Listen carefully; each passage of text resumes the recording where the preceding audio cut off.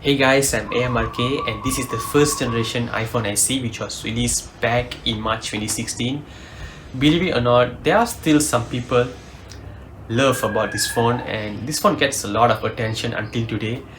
And if you're considering to buy one, especially in 2020, and especially Apple just announced it that it doesn't support iOS 16 or later, um, is it worth buying it?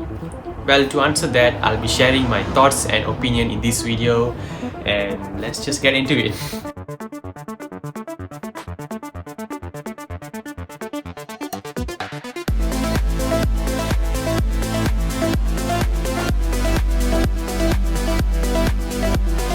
Let's just start by talking with the screen.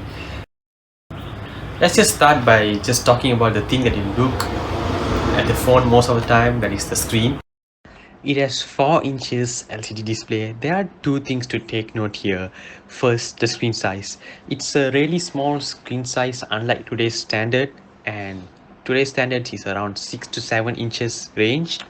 Second is the display technology. Most phones today use OLED technology instead of LCD technology.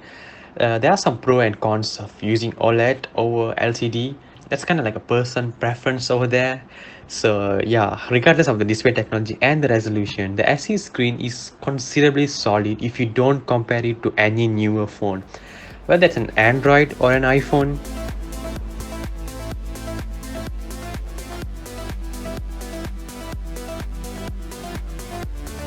Next, the design.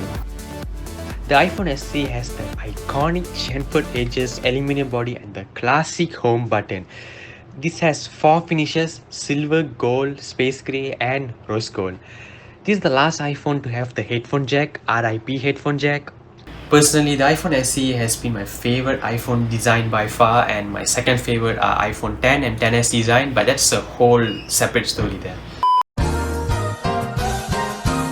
Let me just get this straight. I'm not gonna compare this SE to any of the phone, any newer phone like today's standards like that. But if I'm comparing, I'm just comparing for context purpose. So yeah, I'm not gonna compare anything to this phone. Just saying. What really stands out in the SE is the top and bottom metallic finish covered by glass. Besides, the chamfered edges has nice grip towards it. I'm kind of person who's fine with both chamfered edges and curved edges. So yeah, overall it's a really solid built 4-inch phone. Moving on with its performance, the iPhone SE generally doesn't lag. The default app doesn't seem to lag, while third-party app takes more time to load than it used to. I have also noticed that the phone gets hot quickly and it takes a long time to cool down. Nevertheless, the A9 chip inside the iPhone SE appears to be capable of running iOS 14 smoothly so far.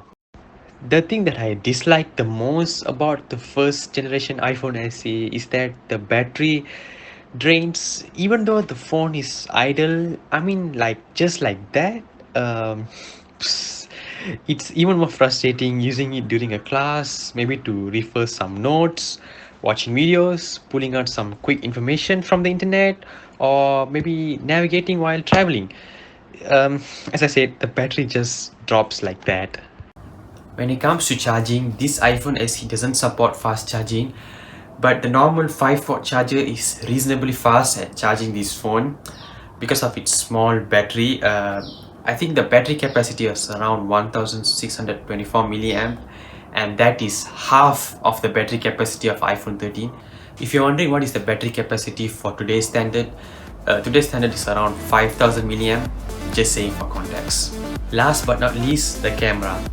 The first generation iPhone SE has 12 megapixel camera on the back and 1.2 megapixel camera on the front.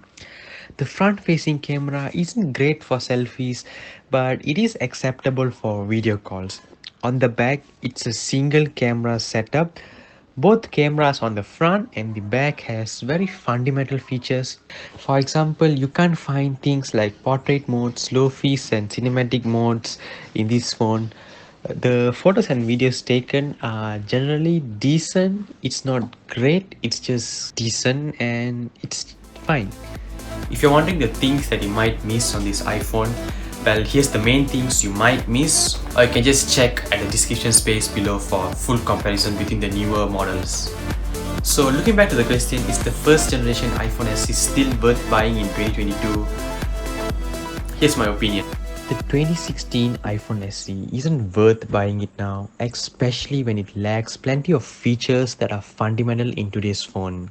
There are many other Android phones that has more value for the same price of this iPhone SE. So yeah, if can, just go for it. However, this iPhone will be perfect for two things. First, as a secondary phone, and second, as a temporary phone for a short-term use, or you need some time to upgrade a new one. I don't know, but yeah, short-term.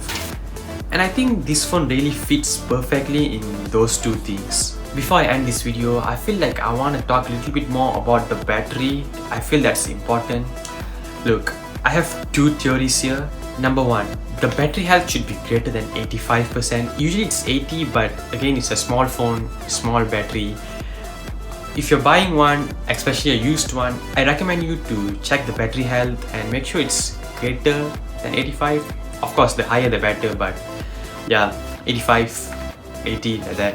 And number two, I believe that newer iOS burdens the phone's performance overall, because this phone has A9 chip, and when the phone was launched, it was running in iOS 9, so it's really optimized in iOS 9, and now it's running in moments later iOS 14, and I feel like iOS 12 or somewhere there is fine for iPhone SE, because when it burdens the performance, I feel like the battery life also gets affected too. So yeah, but that's just what I believe. I'm not sure how true is that. Again, just saying. And so yeah, that is everything you need to know about the 2016 or the first generation iPhone SE. See you guys in the next one.